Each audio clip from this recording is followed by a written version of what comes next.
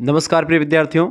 आज के वीडियो के माध्यम से हम लोग चर्चा करेंगे शिक्षा शास्त्र से बनने वाले बहुत ही महत्वपूर्ण अति लघुत्तरीय, लघु उत्तरीय और दीर्घ उत्तरीय टाइप के प्रश्नों के बारे में, जो कि बहुत ही महत्वपूर्ण है आप सभी यूनिवर्सिटीज़ के लिए। आप किसी भी यूनिवर्सिटी के किसी भी कॉलेज में पढ़ रहे हैं, शिक्षा शास्त्र आपका सब्जेक्ट है, आप बीए के 3rd सेमेस्टर में हैं, तो आपको, जैसे आप राम मनोहर लोहिया में पढ़ रहे हैं, ठीक है, अवध विश्वविद्यालय या सिद्धार्थ यूनिवर्सिटी, कपिल वस्तु, वीर बहादुर सिंह पूर्वांचल विश्वविद्यालय, महात्मा गांधी काशी विद्यापीठ, बीयू झांसी, बुंदेलखंड यूनिवर्सिटी, ठीक है, एमजेपीआरयू बरेली, चौधरी चरण सिंह मेरठ विश्वविद्यालय, जननायक चंद्रशेखर बलिया विश्वविद्यालय, महाराजा सुहेल देव यूनिवर्सिटी, ठीक है, छत्रपति साहू जी महाराज कानपुर विश्वविद्यालय या प्रोफेसर रज्जू भैया स्टेट यूनिवर्सिटी, ठीक है।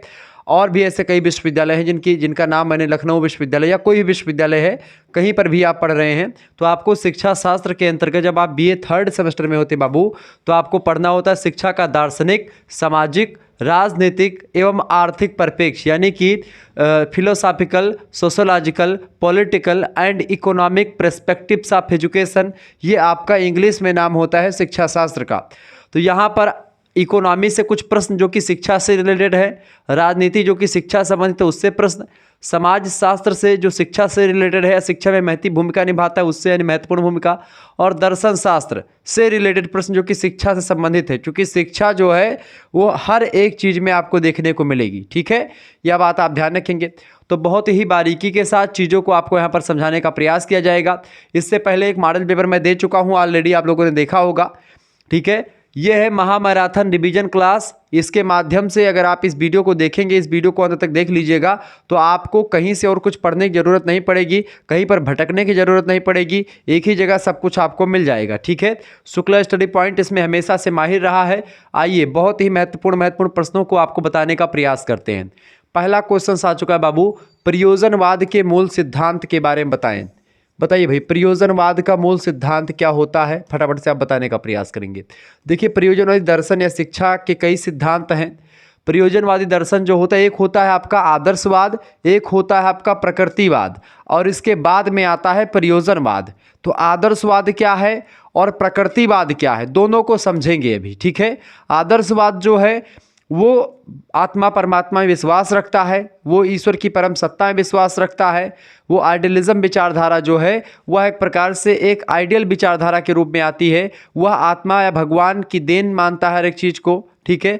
जबकि जो प्रकृतिवादी है वो एक प्रकार से आत्मा वगैरह को एक प्रकृति का या एक भौतिक स्वरूप के रूप में देखते हैं, अर्थात वो एक प्रकार से आत्मा परमात्मा की जो विचारधारा है, आवागमन का बंधन है, ये सब वगैरह नहीं मानते हैं, ठीक है।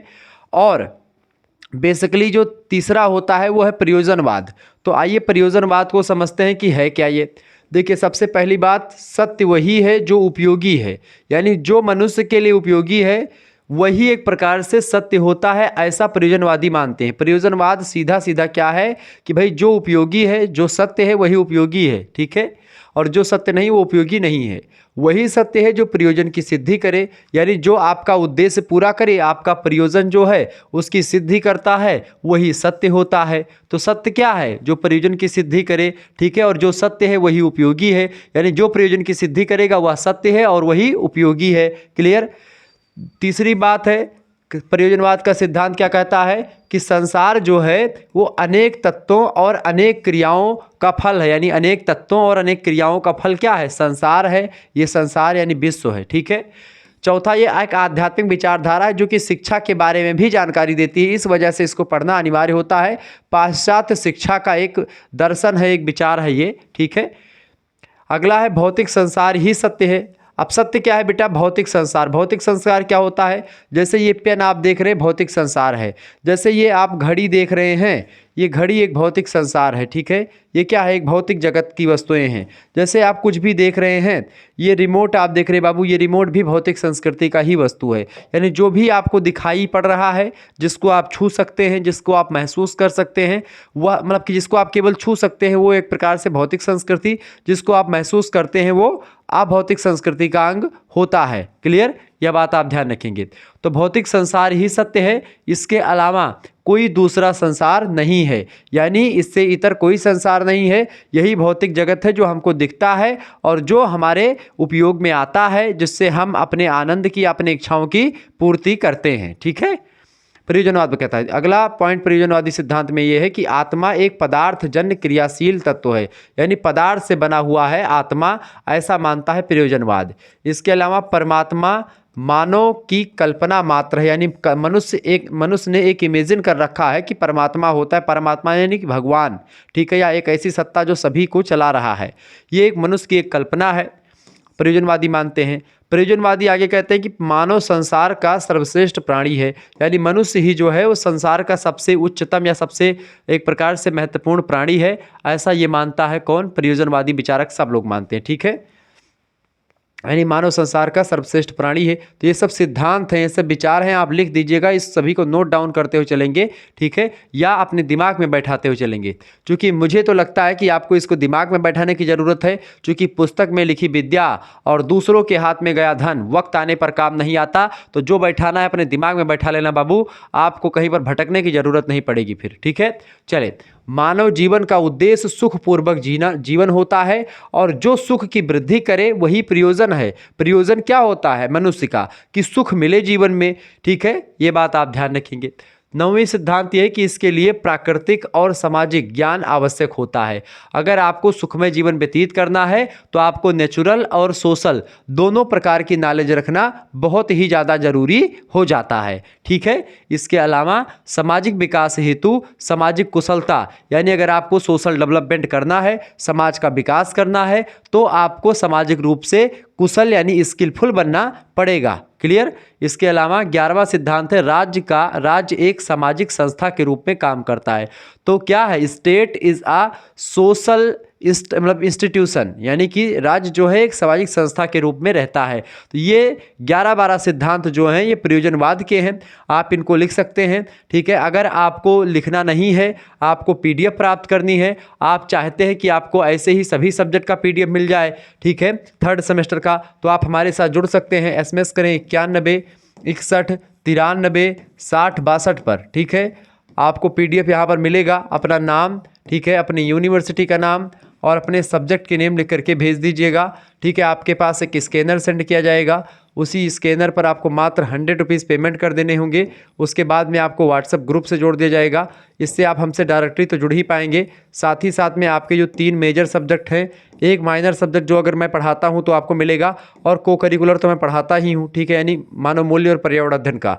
तो इसका ऑब्जेक्टिव लिखित दोनों टाइप का सब मिल जाएगा आपका। मानव मूल्य पर्यावरण अध्ययन का तो आपका ऑब्जेक्टिव ही होता है, तो इसका ऑब्जेक्टिव मिल जाएगा, कई प्रैक्टिस सेट, कई पेपर, ठीक है।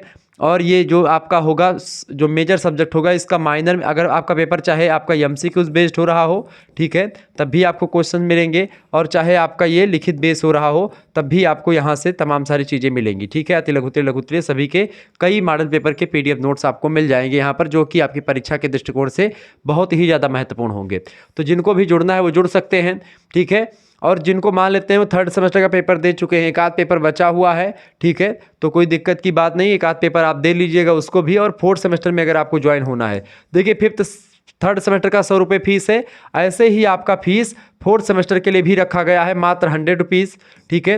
तो केवल 100 रुपये खर्च करके आप 4th सेमेस्टर में जुड़ेंगे। तो अगर आप अभी जुड़ेंगे तो आपका लगभग आपका जब तक 4th सेमेस्टर का पेपर नहीं हो जाएगा तब तक आपको मात्र 100 रुपये में सभी सब्जेक्ट जो होगा, जो भी आपके इसे 3 सब्जेक्ट मेजर और माइनर का शायद ना हो अब की बार, तो आपका 3 सब्जेक्ट मेजर और एक आपका को करिकुलर, ये 4 सब्जेक्ट की तैयारी। को करिकुलर में फिजिकल एजुकेशन एंड योगा पढ़ना है, तो वो सब आपको मिलेगा, बहुत ही बारीकी के साथ चीज़ें आपको समझाई जाएंगी। तो यहाँ पर आपको चैप्टर वाइज क्लासेस भी अब की बार प्रोवाइड करवाने का पूरा प्रयास रहेगा। तो 4th सेमेस्टर में अगर आपको जुड़ना है तो मात्र 100 रुपये खर्च करके ग्रुप बन चुका है, अभी SMS करके आप जुड़ सकते हैं। तो जिनको भी जुड़ना है फटाफट से SMS करके जुड़ जाएंगे। जिनको 3rd सेमेस्टर का लेना है तो 3rd सेमेस्टर का ले लें। अगर मान लेते कि आपका एक सब्जेक्ट बचा हुआ है, 2 सब्जेक्ट बचा हुआ है, ठीक है, एक आध सब्जेक्ट आपका बचा हुआ है और 3rd सेमेस्टर का, और आप चाहते हैं 4th सेमेस्टर भी हम जुड़ जाएं और 3rd सेमेस्टर में भी जुड़ जाएं, तो आपके लिए एक व्यवस्था कर दी गई है कि आपको 150 रुपीज़ सेंड कर देने होंगे। यानी कि आपका अगर 1-2 सब्जेक्ट बचा हुआ है, ठीक है, तो आपको 3rd सेमेस्टर और 4th सेमेस्टर दोनों का ग्रुप मिल जाएगा, ठीक है, मात्र 150 रुपीज़ में। तो ये ऑफर में है आपका, अभी जिनको जुड़ना है फटाफट जुड़ सकते हैं। 3rd सेमेस्टर का भी आपको मिल जाएगा PDF, और इसके अलावा 4th सेमेस्टर का ग्रुप ज्वाइन कर दिया जाएगा। जैसे क्लास होंगी तुरंत आपको वहाँ पर क्लासेस मिलती रहेंगी। तो अभी से जुड़ जाएंगे, आपका ही फायदा होगा, जितना जल्दी जुड़ेंगे तो उतना दिन तक आप पढ़ेंगे, ठीक है। अब जब एग्जाम होता है तब आप जुड़ते हो तो उसका कोई मतलब, फिर उसके बाद में केवल आपका क्या होता है कि भाई आपका इंपॉर्टेंट चीज़ें मिल जाती है, आप पढ़ करके चले जाते हो। लेकिन आपको एक दीर्घ काल में पढ़ना है, 6 महीने महीने लगभग में आपको पढ़ाया जाएगा मात्र 100 रुपीज़ में। तो उसमें क्लासेस होती रहेंगी, कभी क्लास होगी, किसी दिन हो सकता है क्लास ना हो, किसी दिन 2 क्लास हो जाए, किसी दिन एक भी क्लास ना हो। तो ऐसे अपने हिसाब से मैं आपको सिलेबस कंप्लीट करवाने का प्रयास करूँगा और बहुत ही बारीकी के साथ चीज़ों को समझाते हुए आगे बढ़ेंगे। जिनको भी जुड़ना है वो जुड़ सकते हैं, ठीक है। स्क्रीनशॉट ले लीजिएगा इसका, जिनको भी लेना है आप SMS कर दें, ठीक है। चलें आगे बढ़ते हैं और भी चीज़ों को जानने का प्रयास करते हैं। अगला क्वेश्चन आप देखेंगे तो लघु उत्तरीय दीर्घ उत्तरीय में ऐसे ही क्वेश्चन आते रहते हैं, ये बात ध्यान रखेंगे। अगला क्वेश्चन आपकी स्क्रीन पर आ चुका भाई, फटाफट से आप देखेंगे। राष्ट्रीय शिक्षा प्रणाली पर स्वामी विवेकानंद के विचार बताएं। स्वामी विवेकानंद जी ने, बता दूं तो इनके बचपन का नाम नरेंद्र नाथ दत्त था। इनके जो गुरु जी थे उनका नाम था रामकृष्ण परमहंस। उन्हीं के नाम पर इन्होंने आश्रम की व्यवस्था करी, रामकृष्ण मिशन की स्थापना करी स्वामी विवेकानंद जी ने। और इन्होंने शिकागो में भाषण दिया था, आप सभी को पता होगा। युवा जो है दिवस के रूप में इनके जन्मदिन के दिन मनाया जाता है, ठीक है। स्वामी विवेकानंद ही वह व्यक्ति हैं जो कहते हैं कि आज भारत को श्रीमद् भगवत गीता की नहीं बल्कि फुटबॉल के मैदानों की ज़रूरत है। आज के युवा को शक्तिशाली होने की ज़रूरत है, ठीक है। शिक्षा ही ऐसा प्रभावकारी साधन है जिससे व्यक्ति का व्यक्तित्व सर्वांगीण बन सकता है। यानी सब व्यक्ति जो होता है उसका जो पर्सनालिटी है वो डेवलप चौतरफा हो सकती है अगर वो शिक्षित होगा तो, और राष्ट्रीय चरित्र का निर्माण हो सकता है, स्वामी जी कहते हैं।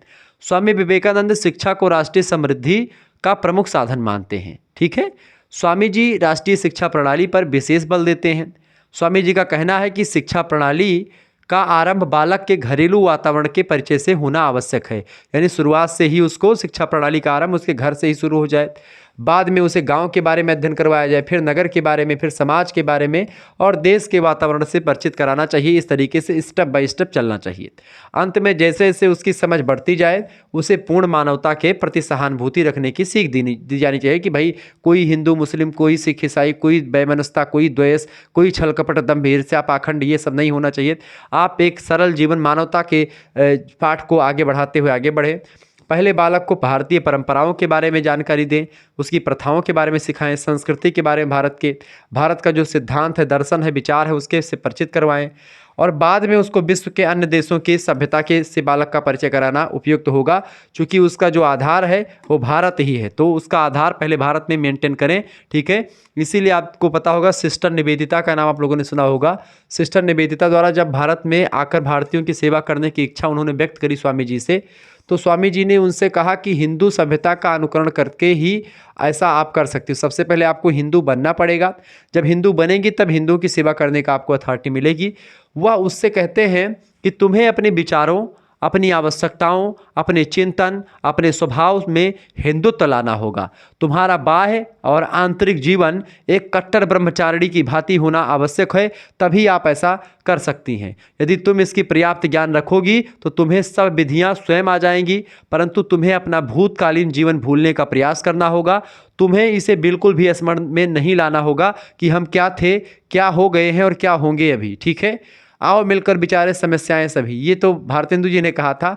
बट यहाँ पर आपको करना क्या, मतलब कि इनके बारे में कहा कि भाई आपको करना क्या है। आपको सबसे पहली बात, आप अपनी पिछली ज़िंदगी वगैरह में भूल जाएं, एक नए जीवन का शुरुआत करें, ठीक है। और सिस्टर निवेदिता फिर आती हैं, पूरा हिंदुत्व में घुल मिल जाती हैं।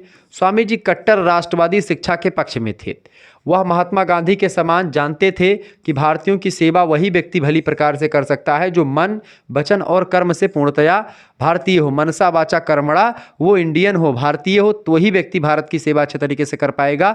नहीं तो मन मोर महुआ और चित्त भूसैले, होता नहीं है कि भाई मन तो लगा हुआ है आपका कहीं अलग और आपका जो है शरीर कहीं अलग है, तो ये होता है। तो ऐसे में आपको मनसा वाचा कर्मणा, मन से, वचन से और कर्म से आपको एक जगह स्थिर रहना पड़ेगा। इसीलिए मैं बार बार कहता हूँ कंसंट्रेट होकर के आप पढ़ाई करें। जब भी आप पढ़ने बैठे, वीडियो देखने के बैठे, तो आप पहले अपना मुंह धुल करके आए बैठें, तभी आप पढ़ाई अच्छे तरीके से कर पाएंगे, ताकि आप जो है यहीं पर रहें।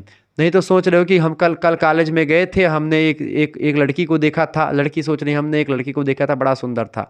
अब आप पढ़ रहे हो यहाँ स्वामी जी के बारे में और सोच रहे हो कुछ दूसरा, कमेंट में बात कर रहे हो कि क्या खाना खाई कि नहीं खाई, तो ये सब क्या हो जाएगा। यही होता है कि भाई डाइवर्ट होता है। तो मनसा वाचा कर्मणा, आपको एक स्थान पर टिकना पड़ेगा, रुकना पड़ेगा, तभी आपको सीख मिल पाएगी, तभी आप कुछ नई चीज़ें सीख पाएंगे। अन्यथा अपनी वही पुरानी ज़िंदगी में, वही घिसी पिटी लाइफ में आप पड़े रह जाएंगे।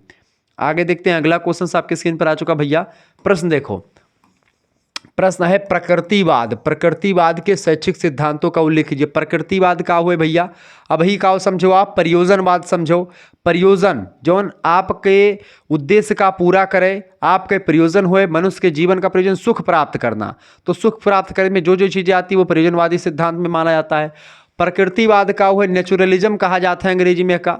शैक्षिक सिद्धांत का उल्लेख कीजिए। देखिए प्रकृतिवाद एक दार्शनिक विचार है। दार्शनिक मतलब फिलोसॉफिकल चिंतन है।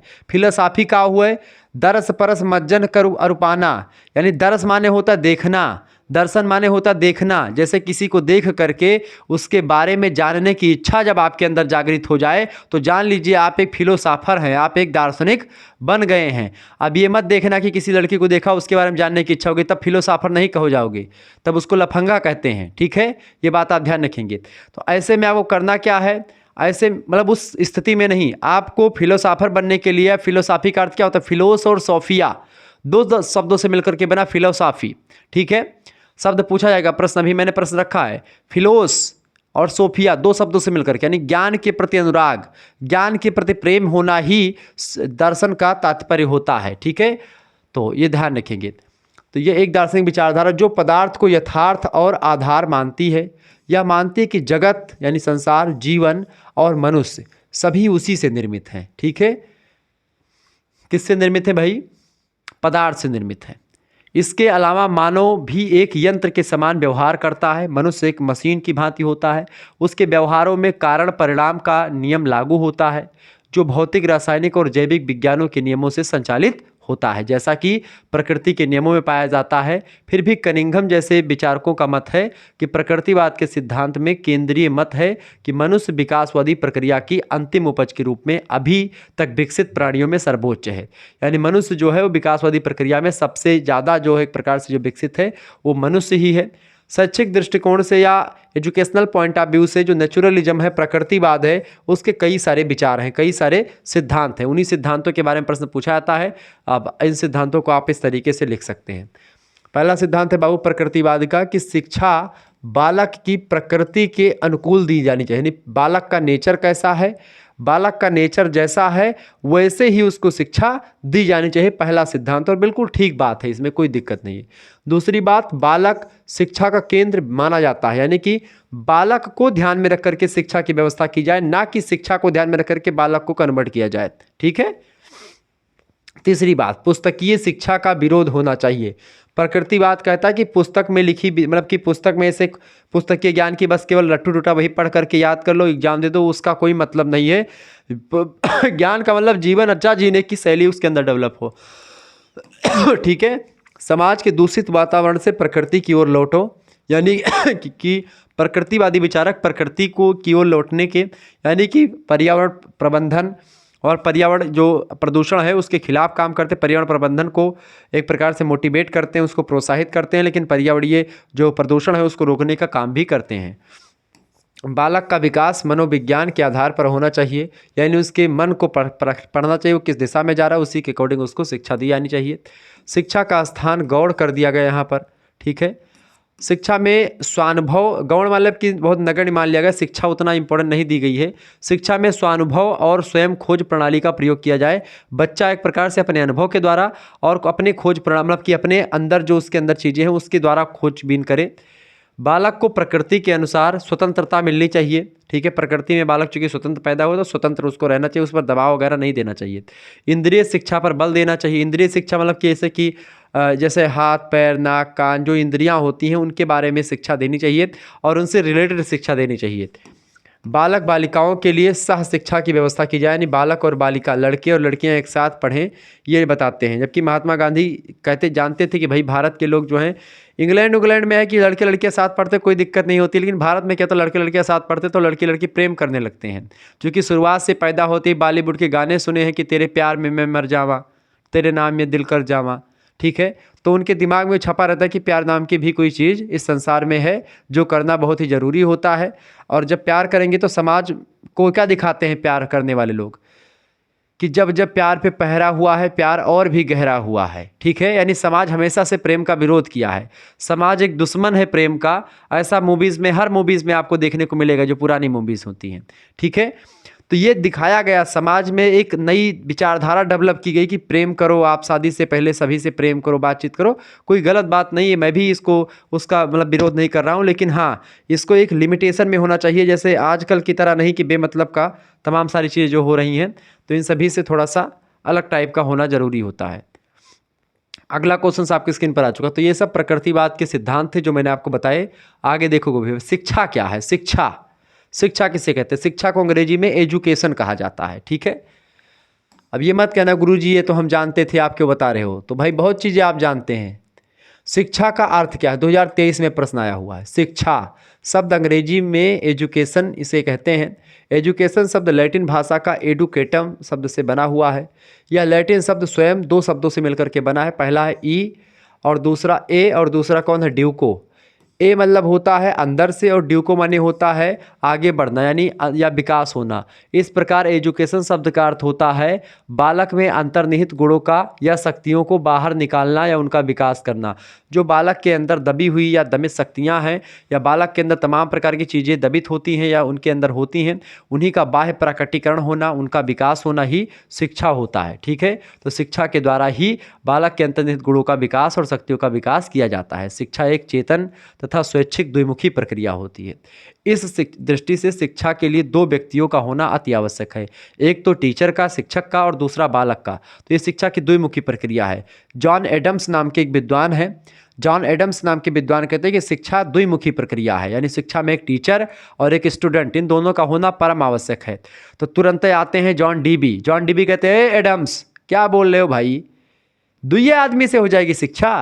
अरे टीचर है, स्टूडेंट है, लेकिन टीचरवा पढ़ाए का, स्टूडेंटवा पढ़े का। कहीं अच्छा यह बात है, कहीं हाँ, कहीं तो का कह दियो, कहीं एक और शामिल कह दियो, कहीं काओ, कहीं सिलेबस पाठ्यक्रम, कहीं चलो तो का होगी शिक्षा त्रिमुखी प्रक्रिया होगी। त्रि माने की तीन मुख के प्रक्रिया, यानी कि एक तो बालक है ये है, एक टीचर होगा वा, और एक जौन पढ़ाए तवन सिलेबसवा होगा यानी पाठ्यक्रम।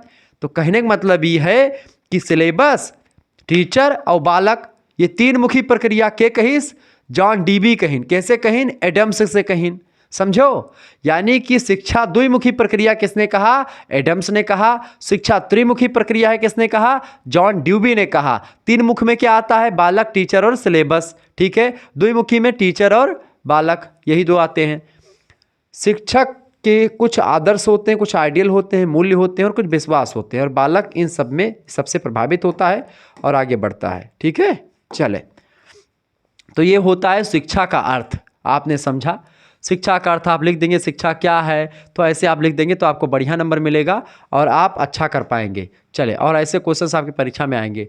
अब फिलॉसफी का हुए भैया, शिक्षा होगा दर्शन का हुए। फिलॉसफी और दर्शन दोनों थोड़ा थोड़ा अलग शब्द है। फिलॉसफी जो है ये पश्चात जगत में है, यानी पश्चिम के देशों में फिलॉसफी कहते हैं वही का, जगह अपने भारत में दर्शन कहा जाता है, ठीक है। दर्शन संस्कृत भाषा के दृश्य धातु से बना है, और फिलॉसफी अंग्रेजी भाषा में जो है फिलॉसफी से बना है। एक शब्द है फिलोस और दूसरा है सोफिया, ठीक है। देखो भैया, दर्शन शब्द अंग्रेजी भाषा के फिलॉसफी का हिंदी रूपांतर है, जिनका शाब्दिक अर्थ होता है क्रमशः फिलोस माने लव यानी प्रेम, और अनुराग है। इस तरह फिलॉसफी शब्द का अर्थ है तो विद्या अनुराग, यानी कि जो है विद्या के प्रति अनुराग या ज्ञान के प्रति प्रेम ही जो है एक प्रकार से फिलोस और सोफिया का मतलब होता है, ज्ञान से प्रेम। जॉन डीबी लिखता है कि जब कभी दर्शन पर, दर्शन माने विचारों, विचार, दर्शन माने विचार, जैसे कि आपने देखा, आपने ये घड़ी देखी, आपके मन में दिमाग में क्या चला कि घड़ीवा कैसे बनी हुई, के बनाईस हुए, कहाँ से बनी है, कितना समय लाग है। तो आपका यह का देखे के बाद में आपके मन में विचार उत्पन्न भा कि नहीं भा, कहो भा। तो विचार आपके मन में का उत्पन्न हुआ भैया कि घड़ी कैसे बनी, क्यों बनी, किसने बनाया, कितने देर में बनी, क्या काम करेगी, ये सारी डिटेल में जानकर एकदम से घूस करके पता कर लिया, ठीक है। अब क्या हुए, अब जब पता कर लिया, उसको लिख दिया, तो विचार किसी चीज को देखने के बाद में आपके अंतःकरण के द्वारा जो विचार उत्पन्न होते हैं, जो उस पर एक पैनी तीखी नज़र होती है उसकी डिटेल जानकारी के लिए, वही दर्शन होता है। शिक्षा क्या होती है? इसी तमाम प्रकार के दर्शनों का एक पुंज होता है। तो शिक्षा विचारों का पुंज है और विचार क्या है? दर्शन है। इसीलिए शिक्षा और दर्शन दोनों बेटा एक ही सिक्के के दो पहलू हैं। अगर एक का मानो हेड तो दूसरा टेल हो जात है। ठीक है, ये बात है। जैसे कि जीवन के दो पहलू कौन से हैं? सुख और दुख। ठीक है, समझ रहे हैं? बिल्कुल, वीडियो को लाइक कर दीजिएगा। ओके, चले। तो जॉन डीबी कहते हैं कि जब कभी दर्शन पर गंभीरता से विचार किया गया है तब सदैव यही धारणा, यही कॉन्सेप्ट रही है कि इसका अर्थ ऐसी विद्या या ज्ञान का पालन करना है जो जीवन व्यवहार को प्रभावित करता है, जो ह्यूमन बिहेवियर को प्रभावित करता है पूरा। तो ये कहीं ना कहीं पे दर्शन होता है। क्लियर?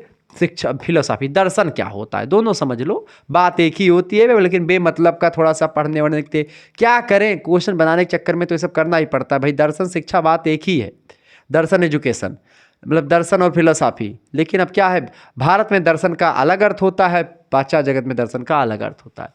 दर्शन का अर्थ, meaning of philosophy.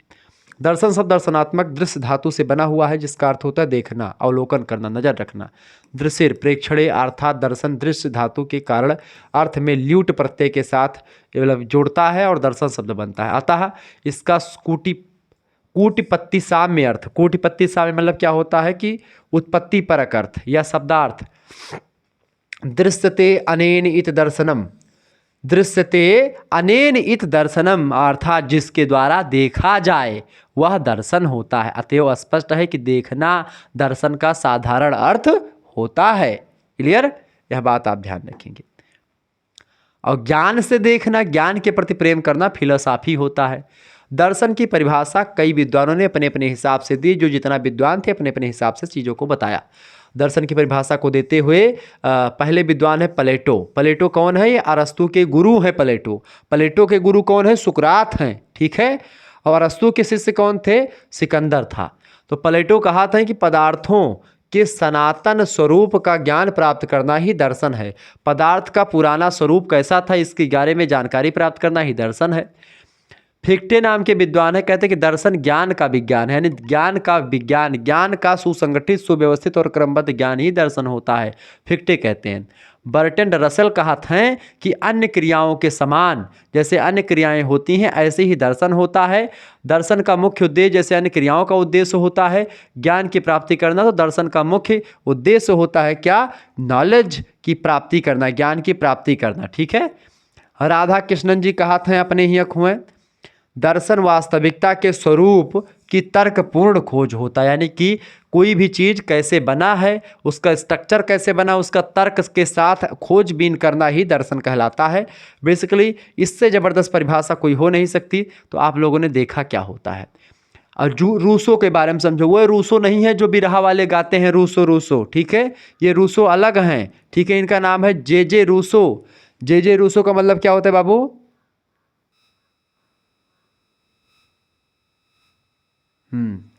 J Rousseau का मतलब होगा बेटा, जे रूसो मतलब होता है जीन जैक्स रूसो। का होता है? Jean Jacques Rousseau. चेहरा करिया आवता तो हमका थोड़ा सा सफाई ली। ठीक है, चलो। तो रूसो की शिक्षण विधि, तो इनका क्या नाम है भैया? Gene Jacques Rousseau. रूसो शिक्षण विधि का निर्धारण करने के लिए कई सिद्धांतों का समर्थन करता है। सबसे पहली बात, रूसो कहते हैं कि कौनो बच्चा अगर सीखा तो पहले कई के सीखे, करके सीखना। ठीक है। दूसरा, निरीक्षण के द्वारा सीखना। निरीक्षण माने क्या होता है? उसको देख सुन करके, कोई काम कोई कर रहा है उसको देख करके, अवलोकन करके, उसको ध्यान से देख करके या उसको निरीक्षण करके सीखना। तीसरा, अनुभव के द्वारा सीखना। करत करत अभ्यास के जड़मत होत सुजान, रसरी आवत जात सिल पर परत निशान, ऐसे सीखना। अन्वेषण के द्वारा सीखना। अन्वेषण माने होता है खोज के द्वारा सीखना। ठीक है। पांचवा, खेल के द्वारा सीखना। खेलत रहो और सीख जाओ कौन चीज़, या खेल खेल में कोई चीज़ सीख जाओ, खेल के द्वारा सीखना। इन सिद्धांतों को शिक्षण विधियों में अपना करके निम्नलिखित विधियों का निर्माण किया गया है। पहला, निरीक्षण विधि शिक्षा प्रणाली में। दूसरा अन्वेषण विधि, खोज विधि, किंडरगार्टन विधि और खेल विधि। ये 4 विधियां हैं, इसके माध्यम से शिक्षा दी जाती है। ट्रेनिंग, शिक्षण माने होता है टीचिंग या ट्रेनिंग की विधि, ठीक है, ये बात आप ध्यान रखेंगे। अगला प्रश्न, रूसो की निषेधात्मक शिक्षा क्या है, अथवा निषेधात्मक शिक्षा क्या है, 2023 में क्वेश्चन पूछा गया है।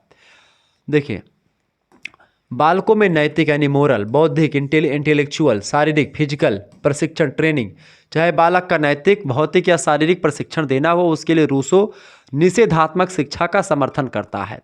रूसो कहता है कि मैं निषेधात्मक शिक्षा उसे कहूँगा जो ज्ञान देने से पहले या पूर्व ग्रहण करने वाले अंगों को दृढ़ बनाती है। यानी निषेधात्मक शिक्षा क्या होती है, जो ज्ञान प्राप्त करने से पहले जो एक प्रकार से ज्ञान ग्रहण करने वाले आपके अंग है उसको एक प्रकार से सबल बनाता ताकि ज्ञान अच्छे तरीके से ग्रहण किया जा सके। निषेधात्मक शिक्षा का तात्पर्य सुस्ती का समय नहीं वरन उसके बिल्कुल विपरीत है, या किसी प्रकार के सद्गुण प्रदान नहीं करता वरन भूलों से बालकों को बचाती है कि बालक भूल ना करें, गलती ना करें। वह बालक को सत्य की ओर जाने के लिए उस समय प्रेरित करती है जब बालक इसे समझ लेने की अवस्था प्राप्त कर लेता है, तथा गुणों को ग्रहण करने की प्रेरणा तब देती है जब बालक अच्छाई बुराई पहचानने लगता है, उसके प्रति प्रेम और घृणा की क्षमता प्राप्त बालक कर लेता है कि भाई क्या अच्छा है क्या बुरा है, तब उसको एक प्रकार से शिक्षा के बारे में समझाया जाता है, बताया जाता है। पहले उसको ट्रेनिंग दी जाती ताकि एक प्रकार से वो कोई क्या चीज़ अच्छा है क्या बुरा है, क्या करना चाहिए क्या नहीं करना चाहिए, इसके बारे में सीखता है पहले, ठीक है। अगला क्वेश्चन आ चुका है, प्रकृति की ओर लौटो से आपका क्या अभिप्राय है, 2023 प्रश्न आया हुआ। प्रकृति की ओर लौटो का नारा जीन जैक्स रूसो ने दिया था, ठीक है, प्रकृतिवादी विचारक है रूसो। इसका अभिप्राय यह है कि वह, और प्लेटो आदर्शवाद के हैं, ठीक है, वह छात्रों को इंगित इपित समाज से दर प्राकृतिक छत्र छाया में छात्रों को ले जाना चाहते थे। इनका कहना था कि वास्तविक ज्ञान की प्राप्ति प्रकृति से ही होती है, अगर बच्चा कुछ भी सीखता है तो प्रकृति से सीखना पड़ेगा, ना कि समाज से। इस प्रकार बालकों को प्रकृति की गोद में रख करके व्यवहारिक ज्ञान प्रदान करने पर अधिक बल देना चाहिए। प्रकृतिवादी शिक्षण में बालक को ही केंद्र बनाया जाता है और इसमें बालक के स्वतंत्र विकास पर ध्यान दिया जाता है। बालक को स्वतंत्र छोड़ दो, प्रकृति में प्रकृति को देख करके सुन करके सारी चीज़ें वो सीखता जाएगा, ठीक है। अगला क्वेश्चन आपके स्क्रीन पर आ चुका है, प्रकृति मतलब नहीं जंगल में जाकर के फेंका वो अपने आप सीख लेगा, नहीं, समाज का सहारा लेना पड़ेगा। अगला क्वेश्चन आ चुका है भैया, डीबी के शैक्षिक उद्देश्य। अब डीबी के हुए, डीबी बहुत बड़ा विद्वान हुए, डीबी बहुत बड़ा शिक्षा शास्त्र में सबसे जबरदस्त विद्वान है जॉन डीबी। हल्के में न ले जॉन डीबी जी का, बहुत विद्वान आदमी रहे। इन्हें कहूँ कहूँ जनकों कहा जाता है समाज शास्त्र का, ठीक है। जॉन डीबी कौन, समाज शास्त्र के जनक भी कहे जाते हैं। तो जॉन डीबी बहुत हल्के व्यक्ति नहीं, बहुत बड़े विद्वान आदमी हैं शिक्षा शास्त्र के। तो डीबी नहीं, आप समझ लो डीबी कह रहे हैं गुरुजी, तो डीबी मतलब ऐसे छोटा नाम होगा डीबी कोई, डीबी बहुत बड़ा नाम है शिक्षा शास्त्र में। डीबी पूर्व निश्चित उद्देश्यों का विरोध करते हैं, पहले से कोई निश्चित उद्देश्य का विरोध करते हैं जॉन डीबी।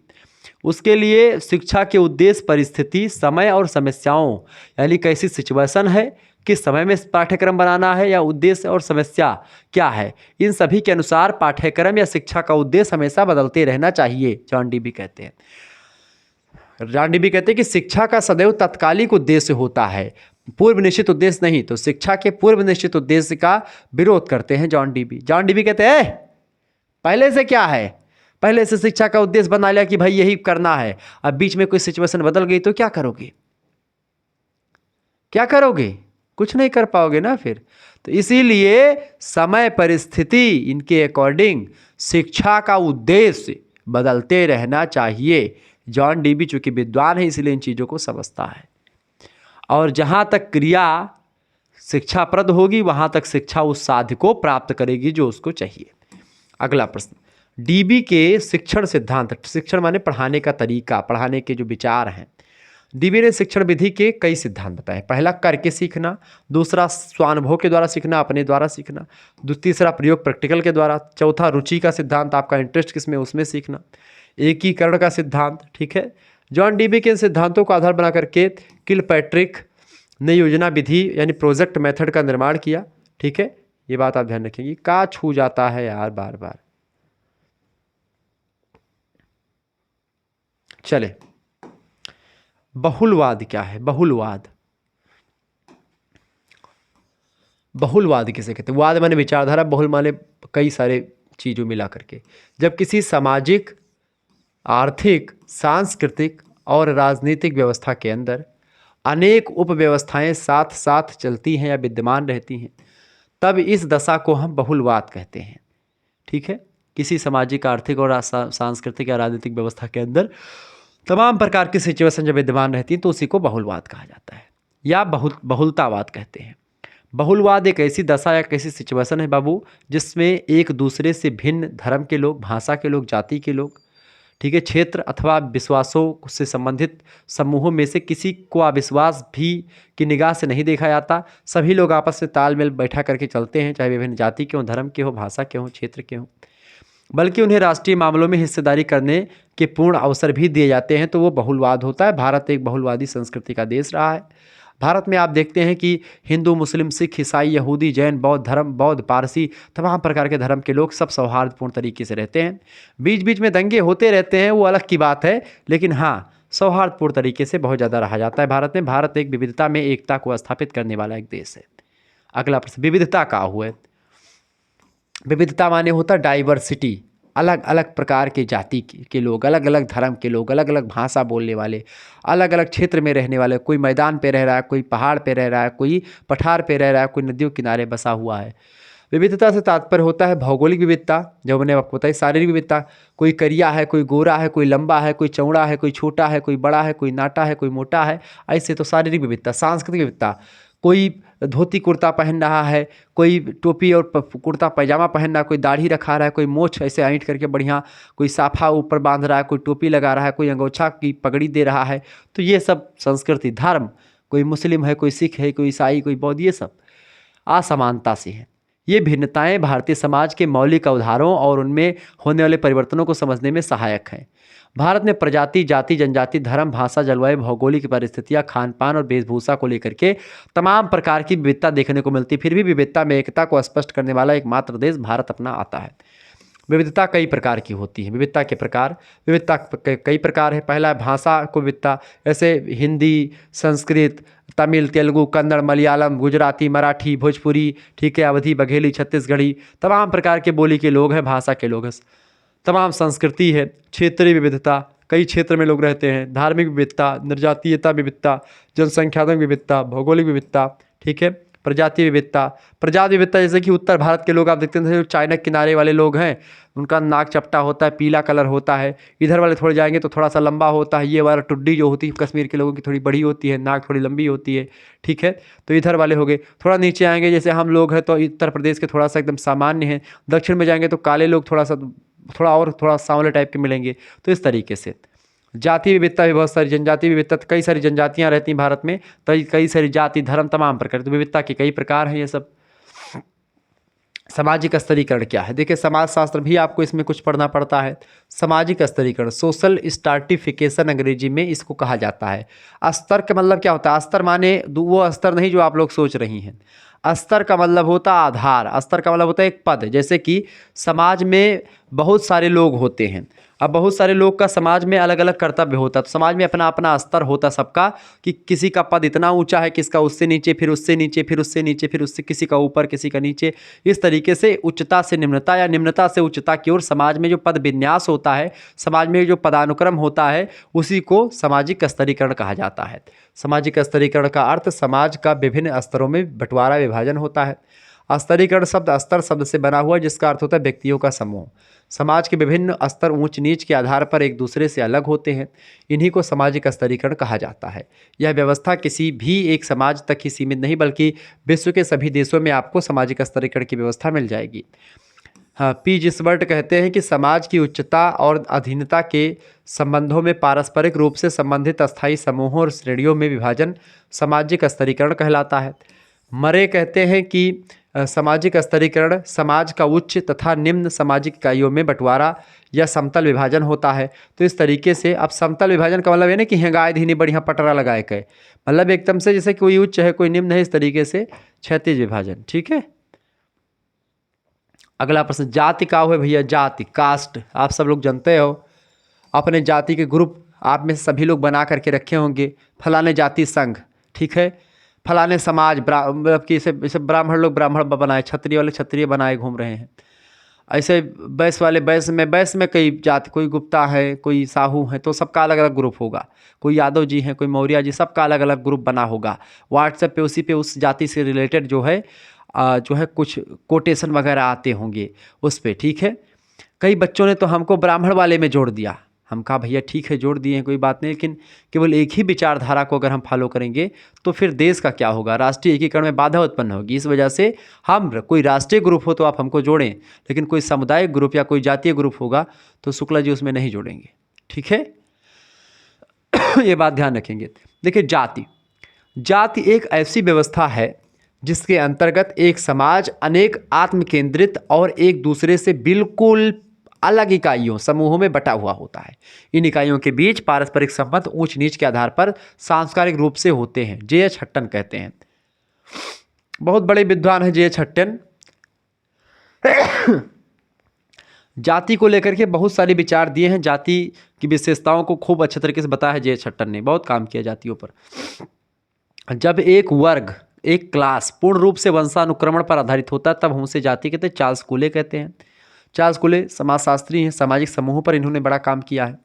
तो समझ में आ रहा होगा आपको चीज़ों कि जैसे कि एक जाति क्या होती है, जैसे ब्राह्मण क्षत्रिय वैश्य और शूद्र, ये 4 वर्ण होते हैं। जातियाँ जो होती हैं इन वर्णों से निकली हुई हैं तमाम सारी जातियाँ, ठीक है। लिंग क्या होता है, महिला और पुरुष में जैसे लिंग होता है यही, ठीक है। जेंडर शब्द प्राय समाज में जैविक रूप से भिन्न स्त्री पुरुष उभयलिंगी और अन्य लिंगों का सामाजिक संबोधन है। जैविक रूप से स्त्री पुरुष उभयलिंगी व अन्यों के व्यवहारों के विभाजित सांचों पैटर्न्स को श्रेणीबद्ध करने के लिए इस शब्द का प्रयोग किया जाता है समाज में, ठीक है। ये बात आप ध्यान रखेंगे। आगे बढ़ते हैं और भी चीज़ों को जानने का प्रयास करते हैं। अगला क्वेश्चन सांचों का वर्ग क्या है। तो मैंने आपको एक परिभाषा बताई थी चार्ल्स कूले की, जब एक वर्ग पूर्णतया वंशानुक्रमण पर आधारित होता तब उसे हम जाति कहते हैं। वंशानुक्रम मतलब कि जैसे कि मान लेते हैं हमारे बप्पा के पीछे नाम के शुक्ला लगा था तो हम भी शुक्ला ही पीछे लगाएंगे, हमारा बच्चा भी शुक्ला लगाएगा, तो ये हो गया वंशानुक्रमण। तो यही एक वर्ग, जाति विशेषता एक वर्ग हो सकता है लेकिन वंशानुक्रमण पर आधारित होता है, यानी कि उसका व्यवसाय नहीं, उसका जो एक प्रकार से जन्म होता है उससे डिसाइड होता है। क्लियर। जबकि वर्ग जो होता है एक समुदाय विशेष होता है, जिनसे वर्ग कहते हैं कि वर्ग व्यक्तियों का एक ऐसा समूह होता है जो वंश, कुल, समाज व्यवस्था, धन और शिक्षा के कारण एक साथ जीवन व्यतीत करते हैं, जो समान विचारों, भावनाओं और व्यवहार का भंडार रखते हैं, जो इनमें से कुछ या सबके कारण एक दूसरे से समानता के आधार पर मिले रहते हैं, अपने को एक समूह का सदस्य समझते हैं, चाहे वह इस बात की चेतना उनके विभिन्न अंशों में पाई जाए। कुल मिलाकर के एक विचारधारा एक चीज़ को लेकर के या किसी एक, चूँकि समान होते हैं, वर्ग एक वर्ग समान ही होता है अपने आप में, तो जुड़े रहते हैं, ठीक है। सामाजिक संगठन, सोशल ऑर्गेनाइजेशन क्या होता है। देखिए सामाजिक संगठन व्यक्तियों का एक ऐसा संग्रह होता है जिनके सम्मिलित उद्देश्य होते हैं, सदस्यों के बीच कार्य का बंटवारा होता है, संगठन के कुछ निश्चित नियम होते हैं जिनके आधार पर व्यक्ति अपनी भूमिका का निर्वहन करता है, किसको क्या काम करना है ये संगठन बता देता है। सामाजिक परिवर्तन का क्या मतलब है, सामाजिक परिवर्तन क्या है, सोशल चेंज। सामाजिक परिवर्तन का अभिप्राय उस हेर फेर से होता है जो समय के अनुसार समाज के ढांचे में, समाज के संगठन, समाज के कार्यों में, समाज की संरचना में होता है। दूसरे शब्दों में सामाजिक परिवर्तन सामाजिक अनुकूलन की प्रक्रिया का एक रूप होता है। सामाजिक परिवर्तन की परिभाषा देते हुए किंग्सले डेविस नाम के एक विद्वान है, उन्होंने कहा कि सामाजिक परिवर्तन में केवल वे ही परिवर्तन समझे जाते हैं जो सामाजिक संगठन मतलब कि समाज के ढांचे और कार्यों में घटित होते हैं। यानी समाज का ढांचा, समाज का स्ट्रक्चर, समाज के कार्य करने का तरीका ये सब बदल जाए तो वही सामाजिक परिवर्तन आपका हो जाता है, ठीक है। आगे देखते सामाजिक गतिशीलता क्या होती है। देखिए समाज में सबका स्तर होता है, मैंने आपको बताया था। समाज में मान लेते हैं आपका स्तर ऊंचा है किसी समाज में और दूसरे समाज में कोई स्तर नीचा प्राप्त व्यक्ति है।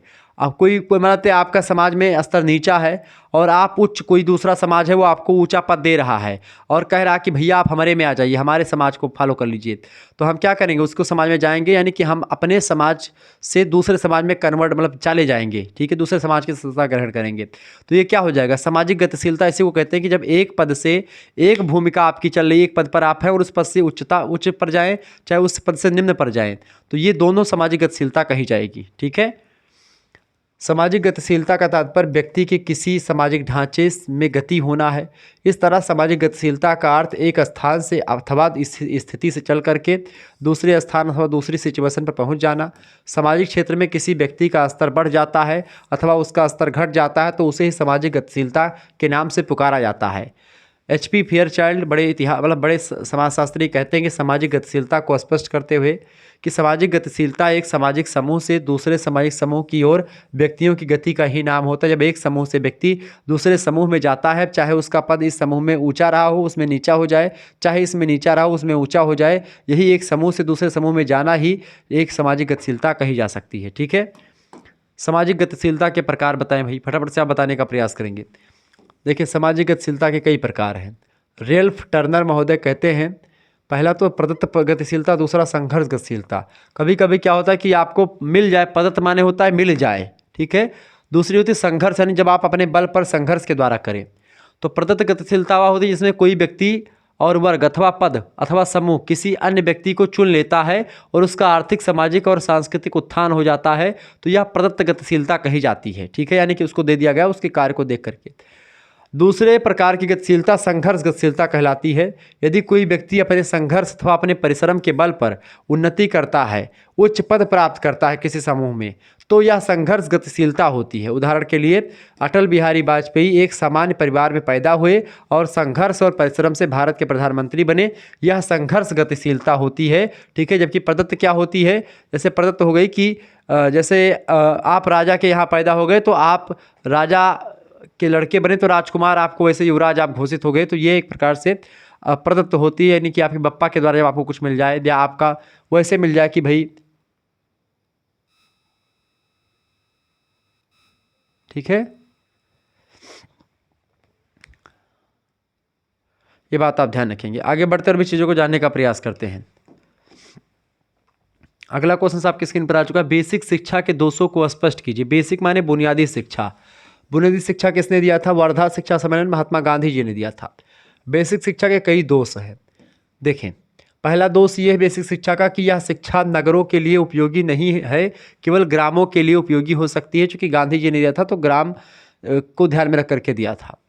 दूसरी बात, उत्पादकता सिद्धांत, प्रिंसिपल्स ऑफ प्रोडक्टिविटी की अधिकता के कारण से न केवल बेसिक विद्यालय कुटीर उद्योग में परिणत हो जाएंगे, अपितु अध्यापकों के नैतिक पतन की संभावना भी हो जाएगी, क्योंकि वे विद्यालयों को कारखाना व छात्रों को धनोपार्जन का साधन समझेंगे। क्योंकि गांधी जी जिस समय शिक्षा सिद्धांत को दिए थे, उस समय सिचुएशन ऐसी थी कि भाई बच्चे को एक हस्तकला का ज्ञान भी शिक्षा के माध्यम से दिया जाना चाहिए, ताकि वह अपना खर्चा या अपने विद्यालय का खर्चा, अपने पढ़ाई का खर्चा खुद ही निकाल पाए। तो ऐसे में ये एक समस्या भी उत्पन्न हो सकती है आज के समय में। बुनियादी शिल्प के द्वारा समस्त विषयों का शिक्षण कार्य संभव है, और ना तो इसके द्वारा विद्यार्थियों का सर्वांगीण विकास ही होगा और ना वह समान शिक्षा ही प्राप्त कर सकेंगे। यद्यपि इसमें भारतीय सांस्कृतिक परंपरा को सुरक्षित रखने की बात कही गई है, परंतु धर्म को शिक्षा में कुछ भी साधन नहीं दिया गया। अतः धर्म विहीन बेसिक शिक्षा उचित बिल्कुल भी नहीं है। ठीक है, बिना धर्म की कोई शिक्षा उचित नहीं मानी जा सकती है, क्योंकि धर्म का होना उसमें जरूरी होता है। बेसिक शिक्षा की समय सारणी त्रुटिपूर्ण है। बेसिक शिक्षा विद्यालयों में प्रतिवर्ष 228 दिन शिक्षण की व्यवस्था रखी गई है, लेकिन इतने अधिक कार्य दिवस रखने से बालकों को अत्यधिक श्रम करने के लिए बाध्य होना पड़ेगा। इस वजह से ये भी एक दोषपूर्ण प्रणाली है। सातवीं बात है, यह शिक्षा महंगी है तथा इसमें समय अधिक नष्ट हो जाता है। इसके अलावा इसमें माध्यमिक और उच्च शिक्षा की उपेक्षा कर प्राथमिक शिक्षा पर आवश्यकता से अधिक जोर दिया गया है। ठीक है, मध्यकालीन और उच्च शिक्षा पर उतना बल नहीं दिया गया है, यहाँ पर केवल छोटे प्राथमिक शिक्षा पर बल दिया गया है। आधुनिक वैज्ञानिक युग में कताई बुनाई के समान मध्यकालीन उद्योगों का प्रयोग करने से भारत की औद्योगिक प्रगति रुक जाएगी, अगर आज ऐसा हम करेंगे तो। इसके अलावा विद्वानों ने इस योजना को काल्पनिक, अनावश्यक विश्वास, मन सृष्टि और वास्तविक व्यवहार से सर्वदा परे बताया है। लोगों ने बेसिक शिक्षा को बेशक्ल शिक्षा का इसका कोई मतलब नहीं है, यानी बड़ी आलोचना हुई बेसिक शिक्षा की जो गांधी जी ने दी थी। उस समय जब इन्होंने दी थी तो उस समय के सिचुएशन के लिए बहुत ज़रूरी थी, लेकिन आज के सिचुएशन के लिए बिल्कुल भी उतनी ज़रूरी नहीं है। वर्धा योजना हुई थी, वर्धा में सम्मेलन हुआ था, उसी वर्धा योजना में गांधी जी ने शिक्षा के बारे में बताया था, बुनियादी शिक्षा के बारे में। वर्धा योजना क्या है, स्पष्ट कीजिए। देखिए, गांधी जी ने 2 अक्टूबर 1936 ईस्वी के हरिजन पत्रिका में एक लेख उन्होंने लिखा, जिसमें वर्धा में 22 अक्टूबर 1936 को एक अखिल भारतीय राष्ट्रीय शिक्षा सम्मेलन बुलाने का उल्लेख किया। इस तरह उक्त तिथियों में वर्धा में एक शिक्षा सम्मेलन आयोजित किया गया था, जो अखिल भारतीय शिक्षा सम्मेलन के नाम से जाना जाता है। इसके साथ ही साथ इसको वर्धा में चूंकि हुआ था, इस वजह से वर्धा शिक्षा सम्मेलन भी कहा जाता है, जिससे देश के विभिन्न भागों में शिक्षा विशेषज्ञों, राष्ट्रीय नेताओं, समाज सुधारकों और प्रांतीय शिक्षा मंत्रियों ने भाग लिया। प्रांत के शिक्षा मंत्री, समाज सुधारक, बड़े बड़े नेता सभी लोगों ने इसमें भाग लिया। शिक्षा के बड़े बड़े विशेषज्ञ आए थे तथा गंभीर विचार विमर्श के उपरांत कई सारे प्रस्ताव इसमें दिए गए थे। बुनियादी शिक्षा या एक प्रकार से वर्धा शिक्षा में पहली बात, देश में 7 वर्ष तक सभी बालक बालिकाओं को निःशुल्क और अनिवार्य शिक्षा दी जाएगी। दूसरी बात, शिक्षा का माध्यम मातृभाषा यानी मदर टंग में होगा। तीसरी बात, उक्त अवधि में बालक की शिक्षा किसी हस्त उद्योग या उत्पादन श्रम के द्वारा ही दी जाए और अन्य सभी विषय उससे संबंधित हों तथा हस्त उद्योग का चयन करते समय बालक के वातावरण को ध्यान में रखा जाए। ठीक है। चौथी बात, सम्मेलन में आशा प्रकट की गई कि धीरे धीरे शिक्षा की इस प्रणाली के द्वारा अध्यापकों के वेतन अर्थ निकल आएगा। वर्धा नामक स्थान पर इस शिक्षा का योजना की नींव पड़ी, जिसके कारण से इसे वर्धा योजना भी कहते हैं।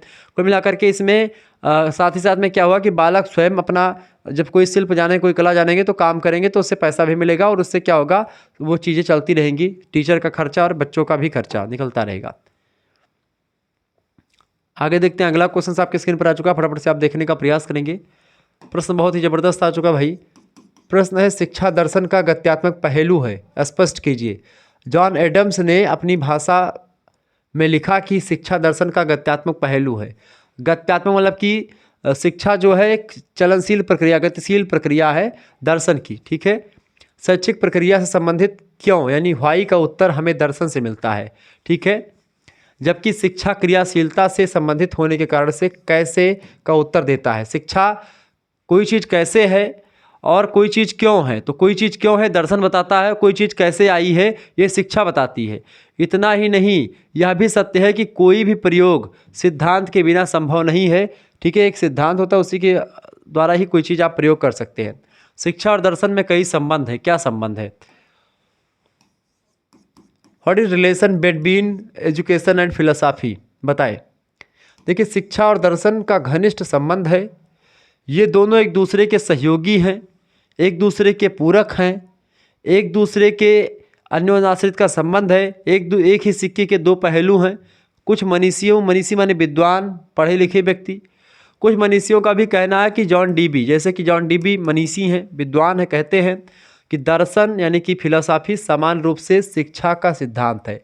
शिक्षा के सिद्धांत को ही एक प्रकार से दर्शन कहा जाता है। शिक्षा के सिद्धांत में विचार है, वही दर्शन है। जॉन रॉस कहते हैं कि दर्शन और शिक्षा एक ही मुद्रा के या एक ही सिक्के के दो पहलू। किसने कहा? जॉन रॉस ने कहा। तीसरे विद्वान है जंटाइल।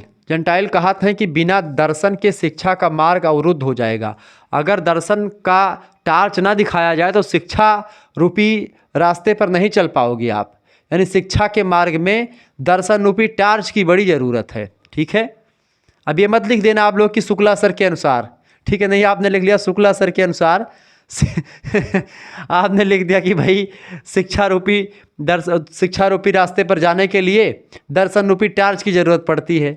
ये एक अपने आप में परिभाषा हो सकती है, या शिक्षा और दर्शन के संबंध को बताने वाली एक परिभाषा हो सकती है। ठीक है। नहीं तो प्रोफेसर सोचेगा शुक्ला सर कौन से प्रोफेसर हैं भाई, कहाँ से लिख दिया ये। ठीक है। चले, एडम्स। शिक्षा, देखिए, प्रोफेसर होना कोई बड़ी बात नहीं होती है। प्रोफेसर व्यक्ति बन सकता है, पीएचडी कर लो प्रोफेसर बन गया, लेकिन उस पीएचडी का क्या मतलब? प्रोफेसर बन के आप बढ़िया चाय और समोसा काट रहे हो, बच्चों को क्लास नहीं पढ़ा रहे हो, तो उसमें बनने को कोई मतलब नहीं है। ठीक है।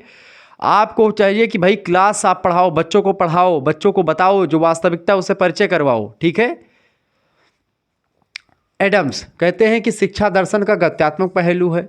पार्टरज कहते हैं कि जिस प्रकार शिक्षा दर्शन पर आधारित है उसी प्रकार दर्शन शिक्षा पर आधारित है।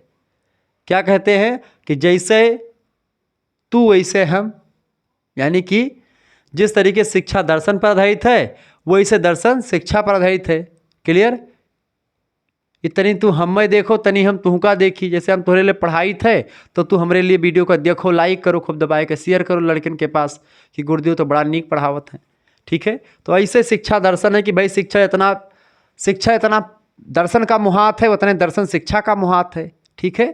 जितना शिक्षा दर्शन का प्रभावित करते हैं उतना दर्शन शिक्षा का प्रभावित करते हैं। बस यही सब लिख दियो बना के, और का रखा है मन समन परेशान हो बेमतलब के, यह सब लिखो देखो देखो ये सब का हुए, बस यह अपने हिसाब से अपने दिमाग में लेके आओ और आगे का लिखा जा सकता है वैसे जाबो बैठबो एक जमा में तो झरझर अपने कलमिया चले के रुके उके ना, अगर पढ़े रहो तो।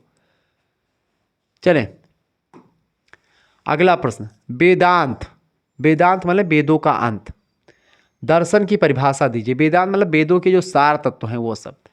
वेदांत दर्शन की तत्व मीमांसा, ज्ञान और तर्क मीमांसा, तत्व मीमांसा, ज्ञान मीमांसा और तर्क मीमांसा और मूल्य और आचार मीमांसा के आधार पर हम उनको निम्नलिखित रूप में परिभाषित कर सकते हैं।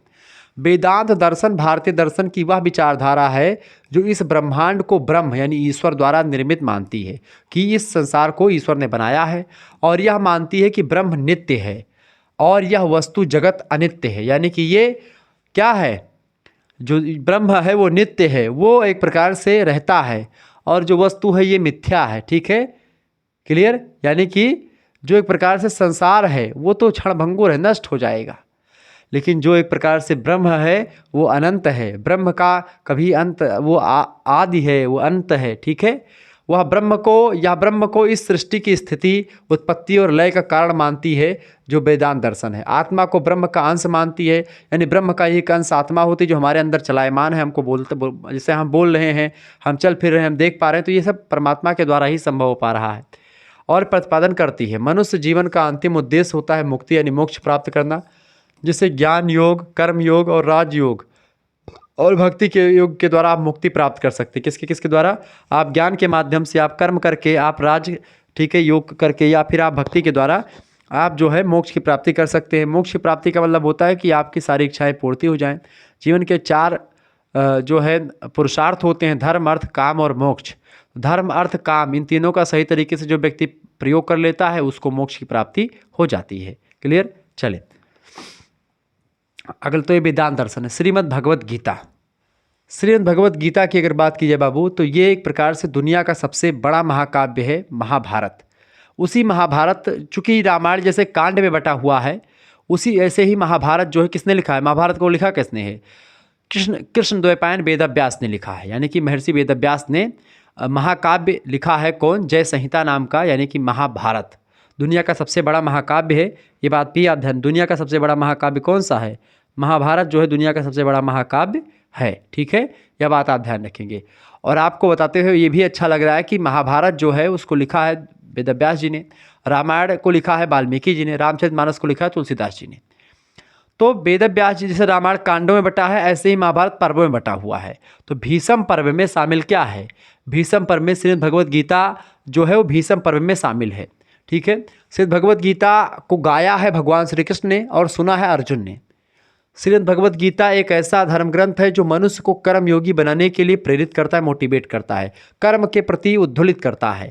इतिहास के महानतम लोग, चाहे वैज्ञानिक हो, इतिहासकार हो, ऋषि मुनि हो, दार्शनिक हो या कोई भी रहे हो, उन्होंने गीता को सफलता का रहस्य बताया है। सही मायने में मनुष्य के जीवन की जो सच्चाई है उसकी झलक आपको योगी राज कृष्ण के उपदेशों में देखने को मिलती है। भगवान श्री कृष्ण कहते हैं, यदा यदा ही धर्मस्य ग्लानिर्भवति भारतः अभ्युत्थानम् अधर्मस्य तदात्मानं सृजाम्यहम्। पहला श्लोक गीता का, कि धर्म क्षेत्रे कुरुक्षेत्रे संवेता युवत्सवा माम का पांडवस्य पुत्रा किम कुर्वन्ते संजय। हे संजय, मेरे और पांडवों के पुत्रों के बीच में उस धर्म और कुरुक्षेत्र में क्या हो रहा है? धर्म की लड़ाई में एक प्रकार से धर्म क्षेत्र और कुरुक्षेत्र में दोनों सेनाएं क्या कर रही हैं? तो संजय बताते, संजय कौन है? सारथी हैं। उनको दिव्यदृष्टि दिया है वेदव्यास जी ने, और चूंकि इनको देखने के लिए वेदव्यास जी ने कहा कि तू विनाश देखेगा, तुमने पुत्र मोह में जो एक प्रकार से किया है, उसलिए अब तू अपने पुत्र या पूरे इस महासंग्राम को देखेगा, इस महामैराथन क्लास को देखेगा। ठीक है, ये बात आप ध्यान रखेंगे। तो इस तरीके से वो संजय कहते हैं, पूरी बात बताते हैं और एक एक चीज़ को समझाते हैं। ठीक है, इस तरीके से क्या होता है? महाभारत घटित होता है। भगवान श्री कृष्ण जब मैदान में रथ को हाँक करके अर्जुन के सारथी बने हुए हैं, ठीक है, ला करके बीच मैदान में रथ रोक देते हैं। अर्जुन कहता है, अर्जुन का गांडीव जो उसके हाथों से छूट जाता है, अर्जुन अपने कर्तव्य पथ से हटने की ओर उद्धत होता है, वो एक प्रकार से उसका गांडीव उसके हाथ से छूट जाता है। गांडीव माने धनुष।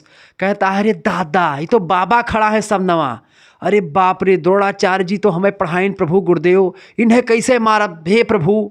अरे बाप रे बाप, भले दुर्योधनातना जो है दुष्ट रहा, लेकिन हुए तो भय आपन, गांधारी माता कवन मुँह दखेबे हम जाए घरा। अर्जुन एक प्रकार से कर बिलापन एक प्रकारा, अर्जुन के दिमाग में तमाम प्रकार के बात घूमे लाग भैया। अर्जुन सोचिन अब का खीन जाए। भगवान श्री कृष्ण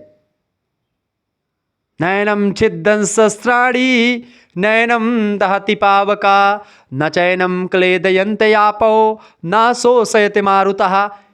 हे पार्थ, आत्मा नयन, नयनम छिदन शस्त्राणी, वो नयन नहीं जो नयनों से गोली मारे, भूल जाओ उस नयनों को। नयन माने आत्मा, आत्मा पर फोकस करो बेटा। नयनम छिदन शस्त्राणी, नयनों को शस्त्रों के द्वारा भेदा नहीं जा सकता। नयनम दहती पावका, नयन यानी आत्मा को अग्नि के द्वारा जलाया नहीं जा सकता। ना चैनम क्लेदयंत यापो, ना तो इसको वायु के द्वारा उड़ाया जा सकता है, और ना ही बेटा इसको एक प्रकार से नैनम दहति पाव न चैनम क्लेदयंत यापो ना शोषित मारुतः, न इसको वायु के द्वारा सुखाया जा सकता है या शस्त्रों के द्वारा या जल में इसको डुबोया जा सकता है। यानी आत्मा अजर अमर और अविनाशी है, वो नष्ट नहीं होती। तुम भीष्म पितामह को मारोगे, तुम्हारी इतनी बड़ी हिम्मत, भीष्म पितामह को मारने लायक आप हो, आप द्रोणाचार्य को मार पाओगे। अरे करहि करा वही भंजय सोई, और उमा मरम जाने कोई कोई। वो चीजें जो है वो सब परमात्मा कर रहा है, वो सब विधि के लिखा मिटे नहीं अंका, जो लिख चुका है वो मिटने वाला नहीं है। हे अर्जुन, तू मात्र साध्य है, तू मात्र एक साधन मात्र है, जो है कि भाई तुम केवल एक पेंदे हो, पेंदे, तुमको चलाने वाला कोई दूसरा है, और वो हूं मैं। भगवान श्री कृष्ण ने अपना विराट स्वरूप दिखा दिया, या तो विराट स्वरूप उन्होंने दिखाया था जब वो एक प्रकार से 5 गांव मांगने गए थे युधिष्ठिर की तरफ से, कौरवों की सभा में गए, कहें कि भाई दे दो केवल 5 ग्राम, भीषण विध्वंस बचाने को, दुर्योधन को सुमाग्र पर लाने को भगवान हस्तिनापुर आए, ठीक है, पांडव का संदेशा लाए, दे दो केवल 5 ग्राम, रखो अपनी धरती तमाम, हम वही खुशी से खाएंगे, परिजन पर असना उठाएंगे। दुर्योधन वह भी दे न सका, आशीष समाज की ले न सका, ऊपर से हरि को बांधने चला, जो असाध्य था उसे साधने चला। अरे भगवान को बांधोगे मूर्ख। माता यशोदा नहीं बांध पाई जो उनकी माता थी। तब माता यशोदा ने एक प्रकार से फिर कहा, भगवान ने स्वयं अपने आप को बांधवा लिया ओखली में, रस्सी छोटी पड़ जा रही थी, पूरे घर की पूरी गोकुल की रस्सी खत्म हो गई। तो भगवान ने क्या किया, भगवान ने कहा, ए दुर्योधन, हिम्मत है तेरे में, बांध मुझे। हा दुर्योधन, बांध मुझे, जंजीर बढ़ाकर साथ मुझे। या देख गगन मुझ में लय है, या देख पवन मुझ में लय है, मुझ में विलीन संसार सकर, मतलब सारी चीजें मुझी में हैं। ऊपर से हरि को बांधने चला, हर ने भीषण हुंकार किया, अपना स्वरूप विस्तार किया, डगमग डगमग दिग्गज डोले, भगवान कुपित होकर बोले, ए मूर्ख, बांध मुझे। वो रूप शंख चक्र गदा पद्ममाला विभूषितम, भगवान प्रकट हो जाते हैं उसी मैदान में। ये दृश्य देख रहा होता संजय जो धृतराष्ट्र के बगल में बैठा हुआ है, और या तो देख रहे हैं अर्जुन उसको, उस विराट स्वरूप भगवान श्री कृष्ण को, पृथ्वी हाथ में नाच रही उनके, इधर उधर सब कह रहे तू मारेगा, है कौन तू। इस तरीके से अर्जुन को कर्तव्य पथ का ज्ञान कराते हैं कि कर्म प्रधान विश्व करे राखा, जो जस कर हित तस फल चाखा। उसने पितामह इसलिए मरेंगे, द्रोणाचार्य इसलिए मरेंगे चूंकि उन्होंने अधर्म का साथ दिया है। वो अपना धर्म का पालन करे, तू अपना धर्म का पालन कर, उठा गांडीव और चला दे बाण। भगवान ने मोटिवेट किया, तू मारेगा, सुदर्शन चक्र ऊपर नाच रहा है मेरा। ये चीजें हैं। योगी राज कृष्ण जो है उपदेशों के पुल बांध देते हैं। जो जीवन के जितने भी तमाम प्रकार के आपके मन में द्वंद्व हैं, आपके मन में तमाम प्रकार के प्रश्न हैं, आप एक बार सिर्फ भगवत गीता को उठा करके पढ़ें, सारे आपके प्रश्नों के उत्तर मिल जाएंगे। हालांकि मैं ज्यादा ज्ञान दे रहा हूं, आगे बढ़ते हैं। तो इस तरीके से यदि आप जीवन के सफल इंसान बनना चाहते हैं तो श्रीमद् भगवत गीता का अध्ययन पूरे मन से के साथ अवश्य करें। गीता से सीख कर ज्ञान को अपने जीवन में उतारें। यकीन मानिए आपके जीवन में जीने का ढंग, ठीक है, संसार को देखने का नजरिया संपूर्ण रूप से बदल जाएगा। नजर बदल, नजरिया बदल जाएगा। गीता के उपदेश वाकई जीवन में हमें सफलता के मार्ग पर ले जाता है। बड़े बड़े महापुरुषों ने गीता के इन वचनों को अपने जीवन में उतारा है। महात्मा गांधी हो गए, अरविंद घोष हो गए, तिलक जी हो गए, ठीक है। जीवन के जितने भी भ्रम है वह गीता के सार को समझने ही दूर हो जाते हैं। महात्मा गांधी जो है, कहा जाता है जब तक दातून किया करते थे तब तक एक गीता का श्लोक पढ़ लिया करते थे, ठीक है। प्रश्न है, भगवत गीता का जीवन दर्शन क्या है, संक्षिप्त में बताएं। इंसान जब खुद को ईश्वर के प्रति समर्पित कर देता है तो ईश्वर ही उसका सहारा हो जाता है। कैसे कि तन मन धन सब कुछ है तेरा, तेरा तुझको अर्पण क्या लागे मेरा, ठीक है। तो इस तरीके से क्या लागे मेरा, भगवान पर समर्पण कर दो। तो ये चीज़ें हैं, तो यही चीज़ें बताई गई हैं। इस तरह से वह भय, चिंता, शोक से हमेशा मुक्त रहता है, जो अपने आप को भगवान के सुपुर्द कर देता है। इंसान को ईश्वर के ऊपर समर्पित होना चाहिए। गीता के उपदेशों में यह बात भी सामने आती है कि जब इंसान ईश्वर को सब कुछ अर्पित करता चला जाता है तो उसके जीवन में आनंद का अनुभव होता है। गीता में भगवान श्री कृष्ण ने बताया कि सच्चे मन से भगवान की पूजा आराधना करने से इंसान पूर्ण सिद्धि भी प्राप्त कर लेता है, ठीक है। जो अपने इंद्रियों को बस में कर लेते हैं, इंद्रिय कौन से, अपने हाथ पर, अपने नाक पर, अपने मतलब कि जो भी है कि जैसे अपना हाथ कंट्रोल में रहे, अपना मन कंट्रोल में रहे, तो वही चीज़। चूँकि मनम हिम चंचलम कृष्णम, मन बहुत चंचल है, भटक जाता है, मन नहीं लगता पढ़ने में, मन कहीं और जाता है। उम्र ही ऐसी होती कि मन भटकने लगता है। उम्र ही नहीं, बुढ़े की भी मन एक प्रकार से इधर भटकते हैं, जवान के भी भटकते हैं, बच्चों की भी भटकते हैं, ठीक है। मन ही चंचल होता है, तो मन पर कंट्रोल पाने के लिए आपको साधना की ज़रूरत पड़ती है। तो अपने इंद्रियों को बस में कर लेते हैं और ईश्वर को भक्ति आराधना सब करते हैं, उन्हें सर्वव्यापी ईश्वर की प्राप्ति होती है। ऐसे लोग सिद्ध पुरुष बन जाते हैं, ऐसा श्री कृष्ण ने गीता में कहा है। तो मन को अपने कंट्रोल में करना या अपने इंद्रियों को अपने बस में करना ही एक भक्ति का सबसे बड़ा साधन है। मनुष्य की इंद्रियों का संयम ही कर्म और ज्ञान का निचोड़ है, टिप्पणी कीजिए, गीता में कहा गया है। जाहिर है कि मनुष्य के सुख और दुख में मन की स्थिति एक जैसी नहीं रहती है। सुख में मनुष्य ज़्यादा उत्साहित हो जाता है और दुख में मनुष्य बेकाबू, मतलब कि दुख में वह बेकाबू हो जाता है। इसलिए सुख और दुख दोनों ही मनुष्य के मन की समान स्थिति होती है, इसे योग ही कहा गया है। क्योंकि एक तरफ दुख है, दूसरी तरफ सुख है। हमेशा दुख में आपको ज़्यादा दुखी नहीं होना चाहिए, सुख में ज़्यादा खुशी आपको नहीं होना चाहिए। कैसे कि उद्देत सविता तामस ताम संपत्तो चा विपत्तो चा महताम में कुरूपता। जैसे सूर्य भगवान उदय होते समय लाल होते हैं, अस्त होते समय लाल होते हैं, ऐसे ही बेटा आपको जो है वो सुख में भी दुख में सूर्य भगवान को ना तो उदय होने की खुशी है और ना ही जो है बैठने का गम है। वो एक प्रकार से एक ही स्थिति में है, ठीक है। तो चाहे खुशी हो चाहे गम, हम रहेंगे एक जैसे, ठीक है। ये बात ध्यान रखें। वही जब मनुष्य सभी सांसारिक इच्छाओं का त्याग करके बिना फल की इच्छा के कोई काम करता है तो उस समय मनुष्य योग में स्थित कहलाता है और मनुष्य मन को बस में कर लेता है। उसका मन ही उसका सबसे बड़ा मित्र बन जाता है। मन ही शत्रु है, लेकिन मन को बस में कर लो तो मन ही आपका सबसे बड़ा मित्र बन जाता है। लेकिन जो मनुष्य अपने मन को बस में नहीं कर पाता, उसके लिए वह मन ही सबसे बड़ा दुश्मन या शत्रु बन जाता है।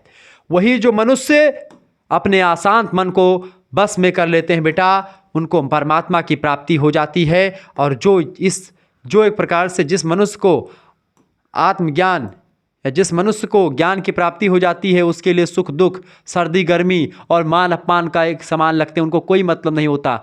ऐसा मनुष्य चित्त और इंद्रियों को बस में करके ज्ञान के द्वारा परमात्मा को प्राप्त करके हमेशा संतुष्ट रहता है। यह बात आप ध्यान रखेंगे।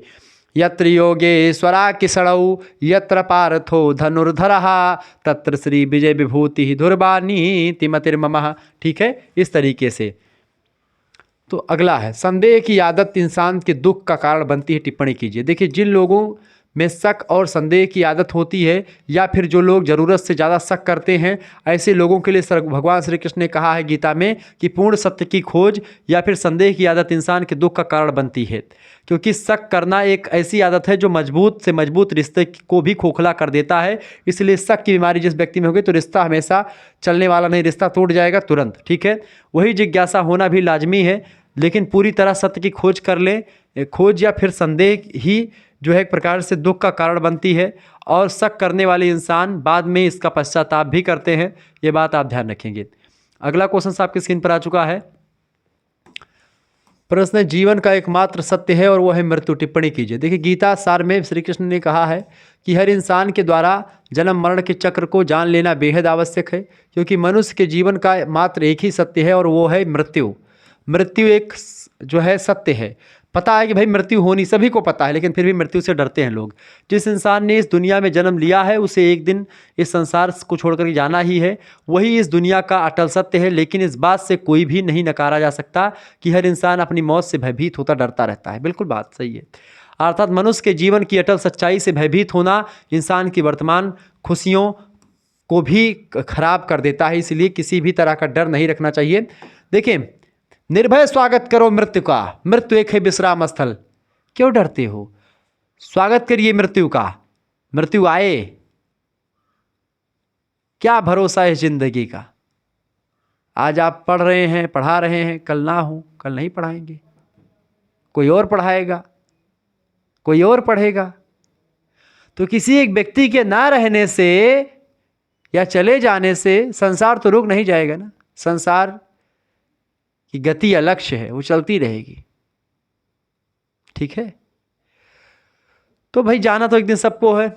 चलिए, दुखी मत होइए, पढ़ लिख लो भाई, नहीं तो सोचो कि पेपर में काहे के लिए दे जब मर ही जाना था। अर्थात मनुष्य को मृत्यु से डरना नहीं चाहिए, क्योंकि मृत्यु एक विश्राम स्थल है। आप जाओगे आराम से बढ़िया वहाँ पे लेट करके व्हाट्सएप चलाना स्वर्ग में। ठीक है, अब तो फोन भी चल गया है। चले, आदर्शवाद क्या है? आइडियलिज्म 2023 में प्रश्न आया हुआ है। आदर्शवाद एक दार्शनिक विचारधारा है। इसके अनुसार मानसिक जगत या आध्यात्मिक जगत वास्तविकता और विचारों से बना हुआ होता है। मानसिक जगत या आध्यात्मिक जगत जो है वास्तविकता और विचारों से मिलकर के बनता है। प्राकृतिक या भौतिक जगत की अपनी कोई वास्तविकता नहीं है। यानी आदर्शवाद जो है प्राकृतिक या भौतिक जगत को नश्वर मानता है, और वास्तविकता और आध्यात्मिक जगत को एक प्रकार से वो मानता है कि भाई ये स्वर है, यानी कि वो ठीक ठाक मानता है उसको।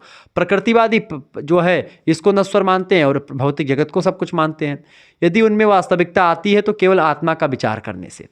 रास महोदय कथन है कि आदर्शवादी दर्शन के कई भिन्न रूप हैं, लेकिन सभी के पीछे यही प्रमुख विचार है कि मन या आत्मा जगत की सार वस्तु है और सच्ची वास्तविकता मानसिक होती है। अनुभव, विचार, आदर्श, मूल्य, वास्तविकता या व्यक्तित्व सभी मानसिक प्रकृति वाले होते हैं और भौतिक वस्तुओं की अपेक्षा जगत के हृदय केंद्र के अधिक समीप होता है। अतः आदर्शवाद जोरदार शब्दों में यह अस्वीकार करता है कि मन के बल मस्तिष्क यानी दिमाग और उसकी क्रिया है अथवा चेतना किसी प्रकार का एक गौण उत्पादन है, बल्कि यह मानता है कि मन स्वयं आधारभूत रूप में एक वास्तविक पहलू होता है। ठीक है, यह बात आप ध्यान रखेंगे। अगला प्रश्न आ चुका है, प्रकृतिवाद। प्रकृतिवाद से क्या तात्पर्य है? 2023। देखिए, प्रकृतिवाद दर्शन की एक विचारधारा है। समान रूप से प्रकृतिवाद व विचारधारा जो प्रकृति के अलावा किसी अन्य तत्व को यथार्थ मानती ही नहीं है। ना तो प्रकृति के परे कोई चीज़ है, ना इंद्रिय अनुभव के परे किसी का अस्तित्व ही है, मतलब ये स्वीकार ही नहीं करता है। ठीक है, ये बात ध्यान रखेंगे। हाकिंग महोदय कहते हैं कि प्रकृति के ऊपर कोई शक्ति अथवा ईश्वर नहीं है। घटनाओं के संगठन में प्रकृति से अन्य किसी का हस्तक्षेप नहीं होता, प्रकृति ही जो कुछ करती है। भगवान उगवान नाम की कोई चीज़ नहीं होती है। वार्ड कहते हैं कि प्रकृतिवाद का सिद्धांत है जो प्रकृति को ईश्वर से अलग करता है और आत्मा को पदार्थ या भौतिक तत्व के अधीन ही मानता है, और यह परिवर्तनशील नियमों को सर्वोच्च मानते हैं कि भाई प्रकृति जो होती है वो परिवर्तित होती रहती है। क्लियर? जॉयस महोदय कहते हैं कि प्रकृतिवाद वह विचारधारा है जिसकी प्रधान विशेषता प्रकृति तथा मनुष्य के दार्शनिक चिंतन जो कुछ आध्यात्मिक है अथवा वास्तव में जो कुछ अनुभवातीत है उसे ही अलग हटा देना होता है। तो प्रकृतिवाद भी आपको समझ में आ गया होगा क्या होता है। अगला क्वेश्चन आपकी स्क्रीन पर आ चुका है, फटाफट से आप देखने का प्रयास करेंगे। प्रश्न बहुत ही ज़बरदस्त है। प्रश्न भैया, राज्य के नीति निर्देशक तत्वों और मौलिक अधिकारों में अंतर बताइए। देखिए, राज्य के नीति निर्देशक तत्व जो है अनुच्छेद 36 से लेकर के अनुच्छेद 51 तक है। अनुच्छेद 36 से 51 भाग 4 में शामिल है DPSP directive principles of state policies. दूसरा, मौलिक अधिकार भारतीय संविधान में अनुच्छेद 12 से लेकर के अनुच्छेद 35 तक शामिल है। इसको भाग 3 कहते हैं, मैग्ना कार्टा भी कहा जाता है। ठीक है, भारतीय संविधान। देखिए, मौलिक अधिकार और नीति निर्देशक तत्वों में कई अंतर है। पहला अंतर, मौलिक अधिकारों के पीछे न्यायालय की शक्ति होती है।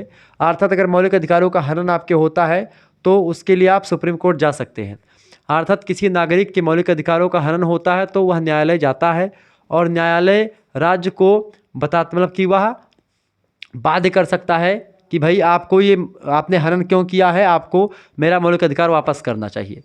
जबकि नीति निषेधक तत्वों के पीछे केवल नैतिक शक्ति होती है। देश का मतलब मन करेगा तो चीज़ें जो लिखी हैं वो करेगा, नहीं मन करेगा तो नहीं करेगा, उसके लिए आप न्यायालय नहीं जा सकते।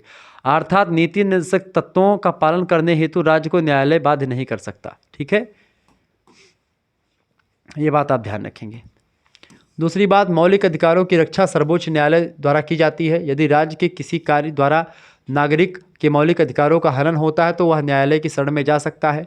दूसरी ओर नीति निषेधक तत्वों के विरुद्ध कार्य करने पर किसी न्यायालय में मुकदमा नहीं चलाया जा सकता, क्योंकि अगर मतलब वो मानता है कि देश मतलब संविधान ने लिखा है कि भाई इतने चीज़ें आप देश के बारे में कि देश इतना चीज़ें कर सकता है जनता के लिए। अब जनता ये नहीं कह सकती कि नहीं ये करना ही चाहिए राज्य को। राज्य का मन करेगा, देश का मन करेगा तो करेगा, नहीं मन करेगा तो नहीं करेगा। और ना ही कोई नागरिक न्यायालय की शरण ले सकता है। तीसरी बात, मौलिक अधिकार सामाजिक और राजनीतिक स्वतंत्रता पर अधिक बल देते हैं। दूसरी ओर नीति निषेधक तत्व जो है आर्थिक समानता पर अधिक बल देते हैं। ये सभी को लोक कल्याणकारी राज्य बनाने के लिए सभी को लोग समान हो, इस पर फोकस करते हैं। चौथा अंतर, मौलिक अधिकारों का क्षेत्र सीमित होता है परंतु नीति निषेधक तत्वों का क्षेत्र अत्यंत व्यापक होता है, क्योंकि संविधान के अंतर्गत अंतर्राष्ट्रीय महत्व के निर्देशक तत्वों का उल्लेख भी नीति निर्देशक सिद्धांतों के अंतर्गत ही किया गया है। पर्यावरण सुरक्षा से लेकर के अंतर्राष्ट्रीय सद्भावना की बात इन्हीं नीति निर्देशक सिद्धांतों के अंतर्गत ही की गई है। अगला क्वेश्चन आ चुका है, सतत विकास का लक्ष्य और सहस्त्राब्दी विकास लक्ष्य में क्या अंतर है। देखिए, MDG संयुक्त राष्ट्र मुख्यालय के बेसमेंट में विशेषज्ञों के एक समूह के द्वारा तैयार किए गए थे। जो ये मतलब ये सतत विकास जो लक्ष्य है, सस्टेनेबल डेवलपमेंट गोल्स जो हैं, जबकि SDG जो हैं, ठीक है, जो आपका SDG है सहस्त्राब्दी विकास वर्ष, 70 खुले कार्य समूहों, सिविल सोसाइटी संगठनों, विषयगत परामर्श, देश परामर्श, चेहरे के माध्यम से आम जनता की भागीदारी सहित लंबी और व्यापक परामर्श प्रक्रिया के बाद विकसित हुए हैं। आमने सामने बैठकें और ऑनलाइन तंत्र और घर घर सर्वेक्षण। जबकि MDG केवल 8 लक्ष्यों को, 21 लक्ष्यों को और 63 संकेतकों के साथ केंद्रित थे। SDG में 169 लक्ष्य हैं, 17 लक्ष्य शामिल किए गए थे। कोपेनहेगन सर्वसम्मति में महान पुरस्कार विजेताओं के द्वारा एक विशेषज्ञ का विश्लेषण सुझाव है कि यदि संयुक्त राष्ट्र 19 शीर्ष लक्ष्यों पर ध्यान केंद्रित करे तो वह प्रति डॉलर खर्च किए गए सामाजिक लाभों में $20 से $40 प्राप्त कर सकता है। जबकि इसे सभी 169 लक्ष्यों में समान रूप से आवंटित करने से यह आंकड़ा जो होगा वो एक प्रकार से $10 से कम हो जाएगा। खर्च के बारे में होशियार होना सहायता बजट को दोगुना या चौगुना करने से बेहतर हो सकता है। MDG का फोकस विकासशील देशों पर था, जहां पर धन अमीर देशों से आया था। विकसित या विकासशील सभी देशों में SDGs हासिल करने की शिक्षा दिशा में काम करने की उम्मीद की जाती है। कुल मिलाकर के कहने यह देखिए, सस्टेनेबल डेवलपमेंट क्या होता है। सतत विकास से आपसे पूछा गया, सतत विकास किसे कहते हैं। सतत विकास क्या है? सतत विकास का मतलब जानते हैं क्या होता है? सतत विकास का मतलब होता है सस्टेनेबल डेवलपमेंट, यानी कि ऐसा विकास जिससे अपना तो विकास हो ही रहा है, साथ ही साथ में जो भावी पीढ़ी, आने वाली पीढ़ी, उसके लिए भी संसाधन बचे रहें। यानी संसाधनों का विवेक संबद्ध दोहन ही सतत विकास होता है। तो कुछ ऐसे लक्ष्य रखे जाते हैं तमाम संगठनों के द्वारा कि हमको 2030 तक पूरा करना है, ठीक है, पर्यावरण को ठीक ठाक रखना है, तमाम सारी चीज़ें, तो वही सब होते हैं इसमें। क्लियर, ये बात आप ध्यान दें। यानी ऐसे विकास की ओर ध्यान दिया जाता है जो कि पर्यावरण के खिलाफ कोई काम ना किए जाएँ, पर्यावरण को ध्यान में रख करके विकास किया जाए, ये बात ध्यान रखेंगे। तो इस तरीके से आप लोगों ने बहुत सारे प्रश्नों को समझा, तो ये सब देख लीजिएगा। इससे पहले वाला मॉडल पेपर दिया था उसको देख लीजिएगा, 2-3 वीडियो देख लेंगे, आपका काम हो जाएगा। धन्यवाद, मिलते हैं नेक्स्ट वीडियो, तब तक के लिए जय हिंद जय भारत। आप सभी का बहुत बहुत धन्यवाद। हमारे से जुड़ने के लिए इसी प्रकार से अपना प्यार हमेशा बना रखें। बहुत बहुत धन्यवाद आप सभी का। ठीक है, वीडियो को लाइक कर दीजिएगा, चैनल पर करना है तो सब्सक्राइब कर दीजिएगा, क्योंकि इस तरीके से लगातार मैं वीडियो देता रहता हूँ। आप सभी लोगों का बहुत बहुत धन्यवाद जो अभी तक हमारे साथ जुड़े रहे। हमको इतने समय तक झेला आप लोगों ने, उसके लिए बहुत बहुत धन्यवाद।